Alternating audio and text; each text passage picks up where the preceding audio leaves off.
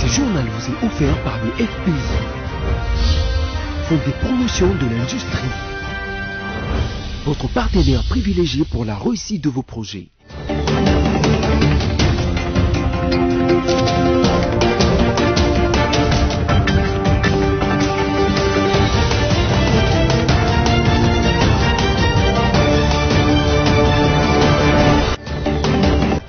Mesdames, Messieurs, bonsoir et bienvenue dans ce journal consacré à la page rétrospective de la semaine. Tout de suite, les sommaires. Les gouvernements de la République démocratique du Congo et la mission des Nations Unies pour la stabilisation de la RDC ont signé le mardi 21 novembre 2023 la note sur les retraits accélérés, progressifs, ordonnés et responsables des éléments onusiens sur les sols congolais. Et puis, interdiction aux agents du département de la police appelé Biron 2 d'opérer dans la capitale congolaise. La population quinoise, et plus particulièrement les motards, ont salué la décision du général Blaise Kilimbalimba. Et enfin, après plusieurs semaines de guerre, c'est le vendredi 24 novembre 2023 qu'a débuté la trêve entre Israël et les Hamas, et au total 13 otages ont été libérés.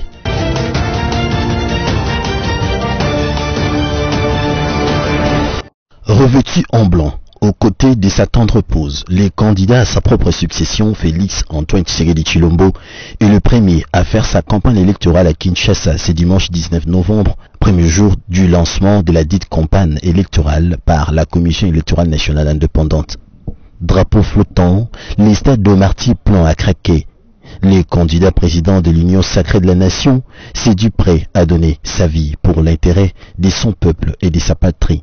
Cependant, le candidat numéro 20 a invité les cadres et militants de partis politiques de cette plateforme à rester vigilants au discours des candidats fabriqués qui viendra avec de fausses promesses, dans un seul objectif, celui de donner le pays aux étrangers. Candidat, mais bakoya koyebi sabino, bakokomi sabino na mbongo, bakokomi sabino, bakosi sanzala, baosa boy na boy. Boyoka lokuta wana te. Lokuta wana ezali kaka destiné ya kozwa mboka na biso koteka yango epa ya bapaya. Après Kinshasa, le candidat Félix Tshisekedi poursuit sa campagne électorale dans la province du Congo central avant de s'envoler dans d'autres provinces.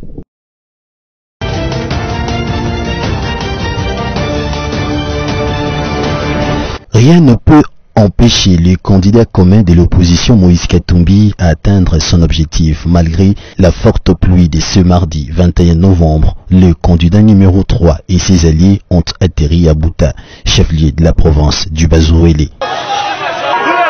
Augustin Matata Pogno, Seth Kikuni et Frank Diongo, aux côtés de Moïse Katumbi, ont bravé la pluie sans tenir compte des états des routes de cette ville. Sourire aux lèvres, symbole numéro 3 au doigt, les habitants de cette ville ont accueilli le Messie dans une ambiance bon enfant. Après la présentation de ses alliés dans la course à la magistrature suprême, sans vouloir se plonger dans de promesses, le candidat numéro 3 a détaillé les problèmes majeurs de cette province oubliée et leur a demandé de crocher le numéro 3 aux urnes le 20 décembre prochain.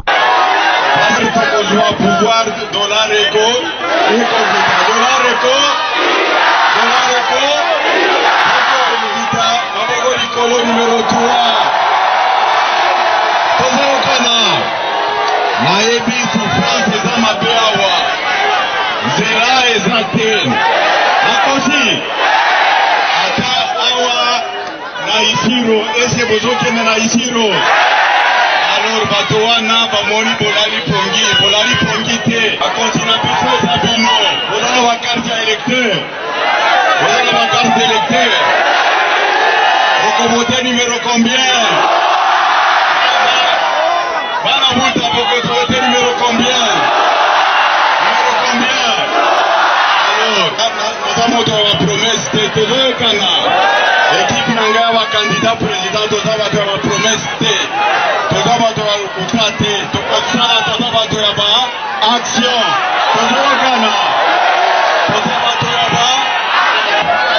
avez promesse. Kolia promesse. Est-ce que vous en avez ça là?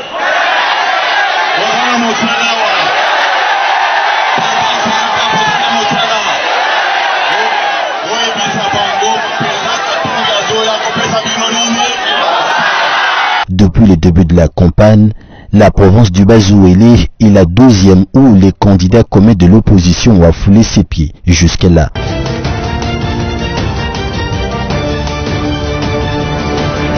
Que nous venons d'être expulsés d'une salle parce que nous devions nous adresser à la presse. Mais aujourd'hui, de quoi nous aurions voulu vous entretenir? Et nous serons à votre disposition pour des entretiens bilatéraux ou dans un cadre différent. C'est justement cette situation. Depuis plusieurs jours, notre parti, Ensemble pour la République, a affrété un avion qui traîne encore en Afrique du Sud et qui aurait dû compléter la flotte aérienne de la campagne de notre candidat Moïse Katumbi Tchako. Et pour des raisons que nous ignorons jusqu'à ces jours, après des lettres de relance auprès de l'autorité de l'aviation civile, qui en règle générale est composée des professionnels dont nous saluons toujours l'intégrité, mais nous remarquons en réalité que ce sont des considérations politiciennes qui bloquent l'attribution de cette autorisation, et particulièrement l'Agence nationale des renseignements qui est toujours derrière les derniers feux verts à accorder aux avions affrétés qui doivent survoler les territoires nationaux.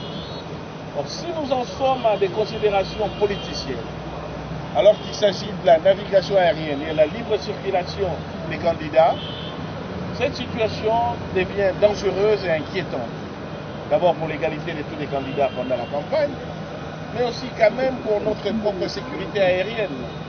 Si nos services de renseignement s'immiscent et peuvent à tout moment, pour des considérations arbitraires et iniques, empêcher que nous puissions avoir un avion pour lequel nous assurons beaucoup de dépenses et qui est maintenu encore jusqu'aujourd'hui en Afrique du Sud, pour des raisons qui ne sont pas données, alors là, on ne s'étonne pas que nous ne soyons pas très bien cotés au niveau de l'Organisation de l'Aviation Civile Internationale, parce qu'il y a des émissions inutiles dans des considérations qui sont uniquement techniques. Sur ce, nous dénonçons fermement cette situation, qui de toute façon ne gêne en rien notre détermination à nous mobiliser et à préparer, comme vous le savez, la remise reprise en janvier 2024 entre Moïse Katumbi et les présidents sortants. Mais nous estimons, et ceci est une alerte et une mise en garde, nous ne continuerons pas à accepter ce genre de cas d'arbitraire. Ils ont déjà assuré les monopoles d'occupation de tous les panneaux publicitaires dans la ville. Maintenant, ils commencent à nous empêcher d'accéder dans les salles, mais ça n'empêchera pas le peuple congolais de nous donner ses voix le 20 décembre prochain.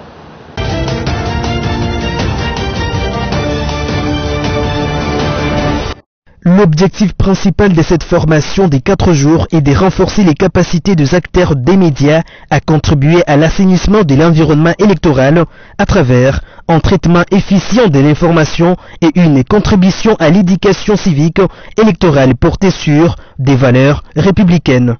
Le participant va être formé sur les thèmes traversaux des élections cycles électorales, rôle et responsabilité des parties prenantes et leur relation avec l'organe de gestion des élections. Dans son adresse, Patricia Nsea a précisé que cette formation qui arrive à point nommé est d'une importance capitale parce qu'elle va contribuer à la tenue des élections apaisées grâce à la qualité des informations distillées avant, pendant et après leur scrutin combiné du 20 décembre 2023. Dans le contexte électoral, il est de coutume dans tous les pays du monde que des règles particulières soient édictées à l'attention des journalistes pour réglementer leur conduite pendant les 3 périodes du processus, à savoir la période préélectorale, la période électorale et la période post-électorale, particulièrement en ce qui concerne la gestion de la pré-campagne, la campagne officielle, le scrutin et lors de la publication des résultats. Pour terminer, le management attend de cet atelier intégré, CENI et IFES, un travail de qualité. Dans son allocution, il a également rappelé aux journalistes et participants qu'ils ont un rôle et une responsabilité face aux élections du 20 décembre prochain.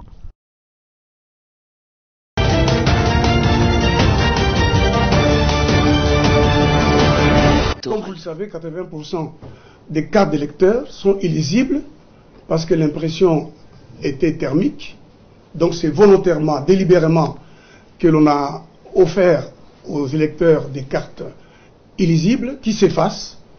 Comment peut-on devenir électeur? Comment retrouver une carte? Les cartes sont monnayées, les duplicata sont monnayés. Aller aux élections pour participer ou si vous voulez cautionner un simulacre qui va aboutir au statu quo, c'est-à-dire à la reconduction du président de la République sortant, ou sinon à la désignation de quelqu'un qui aurait un accord tacite avec lui.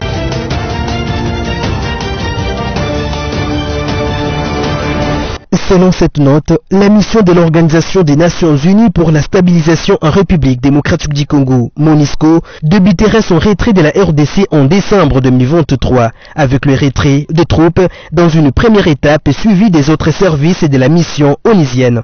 En réponse à cette demande, le Conseil de sécurité s'est déclaré le 16 octobre dernier prêt à décider d'ici la fin de 2023 de l'avenir de la MONUSCO, de son retrait progressif, responsable et durable et de mesures concrètes et réalistes à prendre en priorité pour mener à bien ces retraits.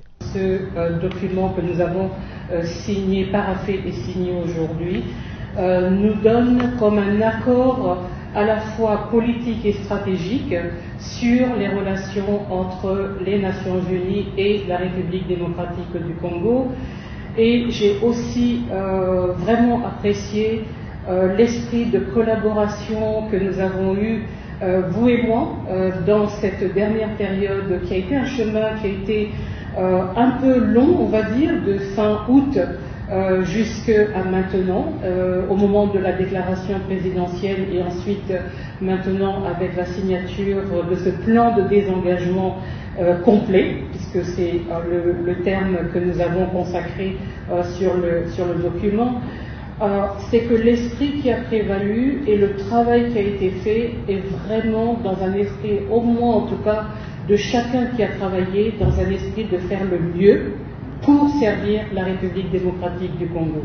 Notons que le président congolais Félix Tshisekedi avait appelé dans son discours à la 78e Assemblée générale de l'ONU à New York le 20 septembre dernier au retrait accéléré de la MONUSCO de son pays, affirmant avoir demandé à son gouvernement d'entamer des discussions avec l'ONU afin d'accélérer les processus de retrait des casques bleus en RDC.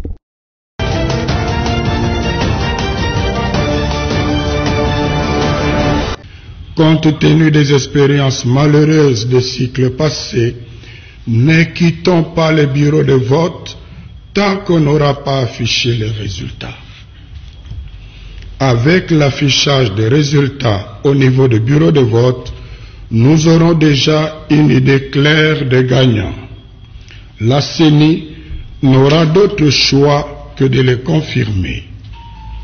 Au cas contraire, ce serait une haute trahison et n'attendons pas une autre instance pour nous remettre dans nos droits.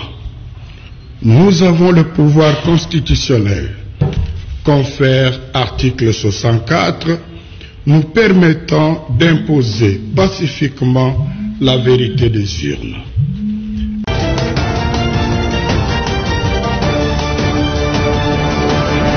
C'est le mardi 21 novembre 2023 que la cérémonie officielle de réception de ces deux avions de marque Boeing 737 et 800 a eu lieu à l'aéroport international de Njili sous une pluie battante. Selon la source, ces appareils sont pris en location pour relancer cette compagnie qui tendait vers sa faillite. À en croire le directeur général du Congo Airways, ces deux aéronefs d'une capacité de 150 places chacun sont acquis avec les efforts du président de la République, Félix Tshisekedi, pour nécessiter les mouvements des postulants. La compagnie compte organiser des vols domestiques et internationaux, notamment vers la République sud-africaine. Le premier avion de cette marque est arrivé lundi dans la soirée. Pour rappel, c'est vers mi-septembre dernier que la Direction générale de Congo Airways avait annoncé la suspension de tous ses vols, tout en indiquant que cela cadrait avec son souci de garantir notamment la sécurité de ses passagers conformément aux normes de l'IATA dont elle fait partie et du fait de ses certifications IOSA qu'elle procédait à la réorganisation des outils d'exploitation. Cette réorganisation concernait aussi sa flotte aérienne. 33 millions de dollars américains et le montant estimé par le directeur général de cette compagnie, José Dubié, pour la réparation de ces avions et sa relance, avait-il communiqué lors de son intervention sur une radio locale le 11 septembre dernier. Pour ce qui concerne le gouvernement, le ministre des Transports Marc Ekila a fait état du déblocage par l'exécutif central de 10 millions de dollars américains pour le leasing des 2 avions, de manière à relancer cette unique entreprise aérienne publique.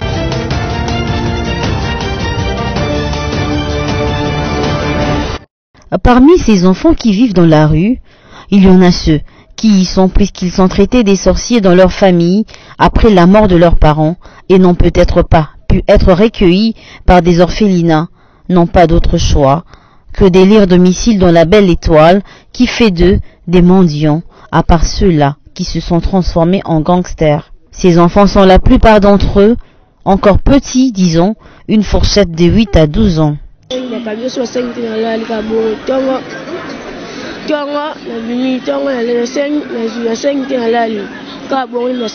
Alors que la République démocratique du Congo dispose d'un arsenal juridique devant protéger les droits des enfants, mais les situations difficiles de certaines familles ne leur permettent pas de subvenir aux besoins des enfants, même s'il existe des lois.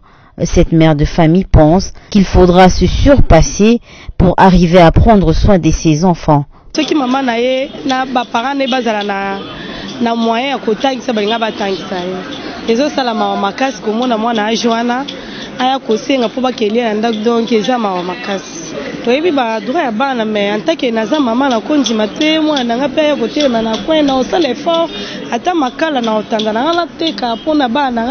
En ce qui concerne les droits des enfants, ils ne doivent pas rester sur papier car ils sont célébrés le 20 novembre de chaque année, ce qui laisse entendre que les solutions idoines doivent être trouvées pour que plus tard nous ne parlions plus des enfants de la rue.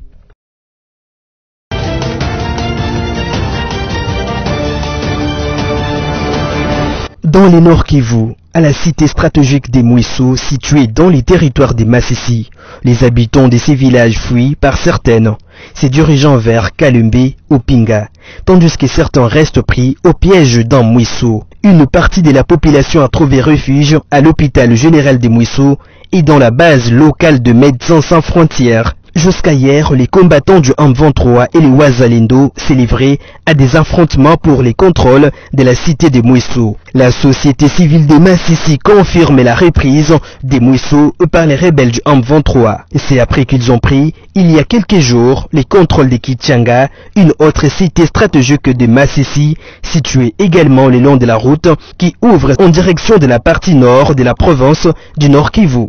Par ailleurs, les Nations Unies et le partenaire humanitaire signalent une arrivée continue de personnes déplacées à Saké, accueillant déjà plus de 26 000 personnes depuis le début de ces mois. Plus de 90% de cette population se retrouve dans des sites de déplacement, des écoles, des églises et d'autres lieux temporaires, rejoignant plus de 32 000 autres personnes vivant dans des conditions précaires. Notons que les acteurs humanitaires s'efforcent de fournir une assistance médicale et nutritionnelle dans certains sites, mais les besoins sur les terrains restent énormes.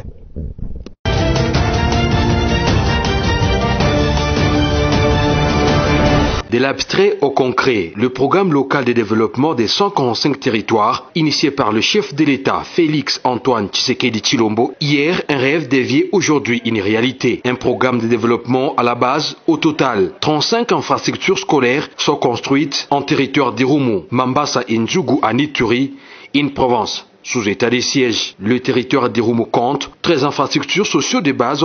Le gouverneur militaire de l'Ituri a réceptionné provisoirement ce mardi 21 novembre courant 3 infrastructures éducationnelles dont l'école primaire Rijumba, Ndaungba et une école primaire à Bogoro. Ces bâtiments sont équipés, électrifiés et dotés de meubles pour un financement de plus de 600 000 $ américains, un projet mis en œuvre par le BSECO. Au nom du commandant suprême des FARDC et de la PNC, le lieutenant-général Boyanka Chamadjoni a remis les clés aux responsables de ces établissements. Il a en même temps invité les parents à veiller à la protection de ces ouvrages avant de prôner le pardon, la réconciliation pour le développement de la province. Toutes ces populations ont adhéré à la vision du chef de l'État. Je suis là aussi pour rassurer les enfants qui vont aller à l'école, rassurer aussi les jeunes qui vont travailler, n'est-ce pas, qui vont rentrer dans leur ferme pour l'élevage. Ce que je peux leur dire, c'est garder vraiment ce bien pour que leurs enfants, effectivement, puissent en profiter le plus possible. Le plus grand merci que nous pouvons aussi, n'est-ce pas, lui adresser, parce qu'il va venir, il sera là ce samedi, c'est faire quoi? Nous réconcilier et nous pardonner.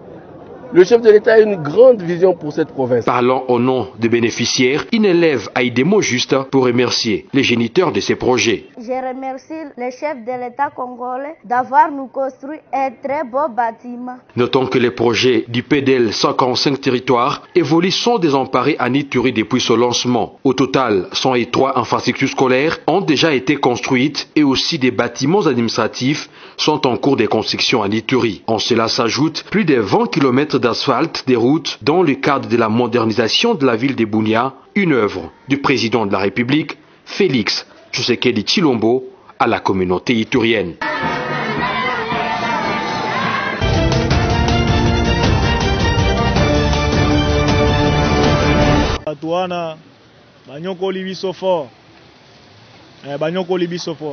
Ya liboso général alobaki bakanga te me bango baoneka kokanga se ba to sami be kwa mokonzi te o comprendre mokonzi alobi me bango ba osa ndenge na bango nde yango tokomi komona kaka makambo ata alobi neti lobi na sanefu wana tane bazoyela ba moto ba banani ba biro dana bango ba moto nde bilanga na bango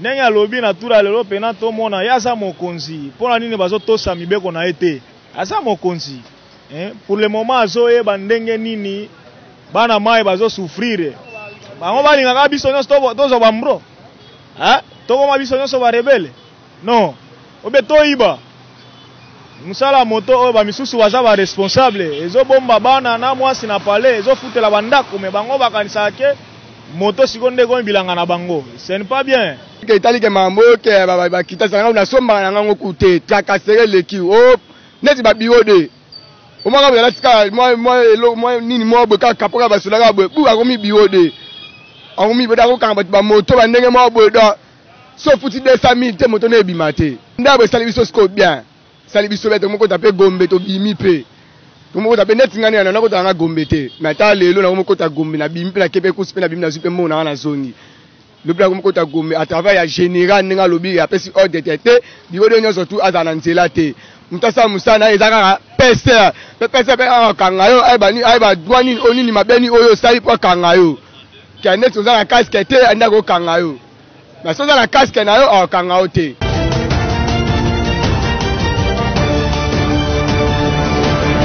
Le 7 octobre, le Hamas mène des attaques sanglantes sur le territoire israélien.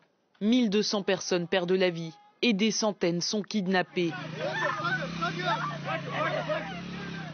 Depuis, les familles des otages manifestent régulièrement pour faire pression sur le gouvernement israélien afin qu'il fasse son possible pour leur libération. Elles ont même effectué symboliquement une marche de 5 jours entre Tel Aviv et Jérusalem.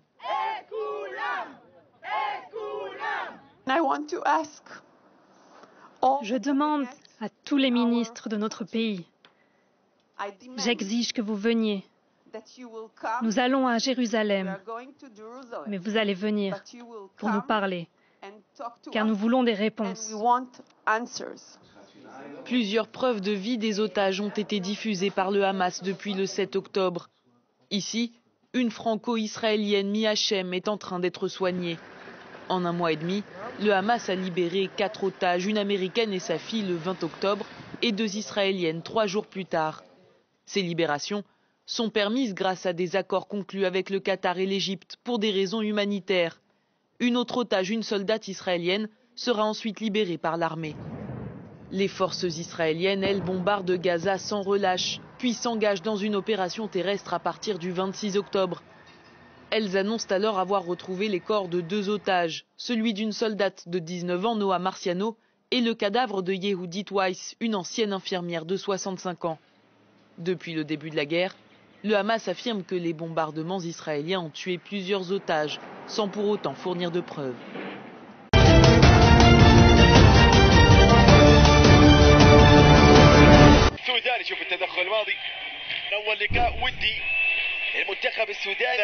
Quatre jours après sa victoire à domicile devant la Mauritanie, la RDC a chuté face au Soudan en Libye pour la 2e journée des éliminatoires de la Coupe du Monde 2026.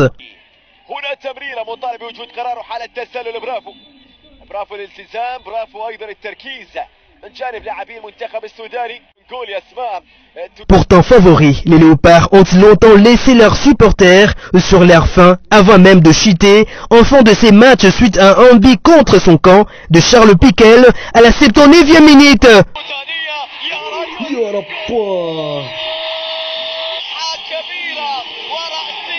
Un résultat qui permet au Soudan de prendre provisoirement la tête du groupe B dans l'attente du match du Sénégal mardi face au Togo prévu à 17h juste.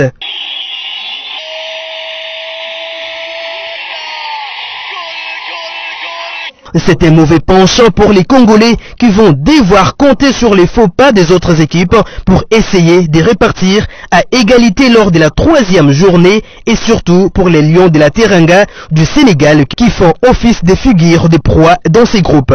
La 3e journée s'annonce déjà déterminante pour les Léopards qui seront obligés de l'emporter pour éviter d'être distancés dans cette course qui sera très longue. Maintenant, l'heure est à la préparation pour la prochaine Coupe d'Afrique des Nations, Cannes, en janvier 2024, en Côte d'Ivoire.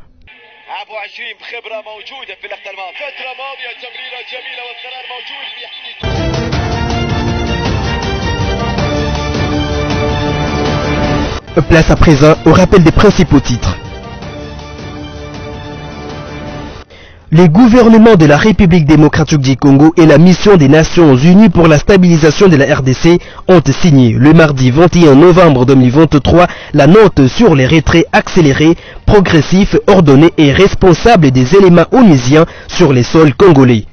Et puis, interdiction aux agents du département de la police appelé Biron 2 d'opérer dans la capitale congolaise. La population quinoise et plus particulièrement les motards ont salué la décision du général Blaise Kilimbalimba. Et enfin, après plusieurs semaines de guerre, c'est le vendredi 24 novembre 2023 qu'a débuté la trêve entre Israël et le Hamas et au total 13 otages ont été libérés.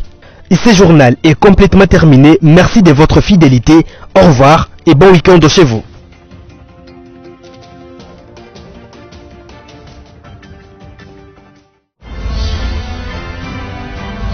Ce journal vous a été offert par le FPI, Fonds de promotion de l'industrie, votre partenaire privilégié pour la réussite de vos projets.